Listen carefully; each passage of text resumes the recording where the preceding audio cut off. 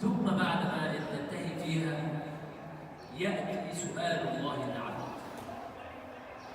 وما أصعبه من سؤال؟ يسأله الله عز وجل من ثلاثة أسئلة.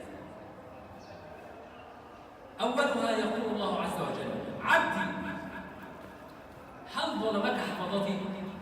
الملائكة ظلموك، افتروا عليك، اتبنوا عليك، ظهور الصحف فيه كانوا في حاجة مش مظبوطة، كان في بينهم وبينك مشكلة على الأرض فلفوا لك محضر، عملوا لك إيه؟ في حاجة في الصحف دي مش حقيقية، في كلام فيها كذب، في أي حاجة، يقول لا يا رب، لا ما ظلمونيش، فعلا أنا اللي سرقت وأنا اللي عملت كل ده. يقول الله عز وجل: عبدي ألك حسنة مخفية؟ طب في حسنة أنت عملتها ما لقيتهاش في الصحيفة؟ عملت حسنة والملائكة نسيوا يكتبوها، ما كتبوهاش، تعمدوا ما يكتبوهاش. يقول لا يا رب، مفيش حسنة أنا عملتها مش موجودة. ثم يأتي السؤال الأخير والذي يعجز الإنسان فيه. يقول الله عز وجل لعبده: عبدي ألك عذر؟ هتقول لي ربنا ليك عذر عند ربنا انك بتعصيه؟ ألك عذر؟ انت بتعصيني ليه؟ ايه العذر اللي كان عندك عشان تعصيه؟ فيقف الانسان ولا يتكلم. مفيش عذر.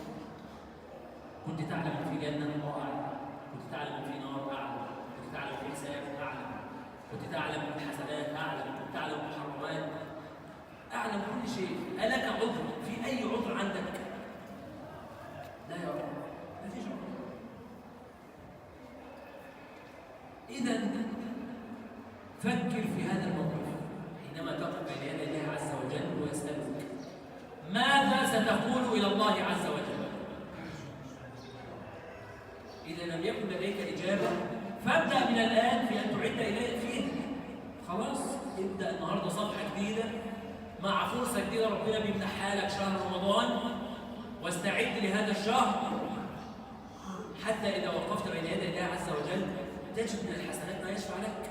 يبقى عندك صلاة قيام الليل، يبقى عندك صلاة جماعة، يبقى عندك استغفار، عندك صلاة ضحى، عندك اجتهاد في العمل، عندك بر والديك، عندك حاجة في صحيفتك تشفع لك أمام الله عز وجل.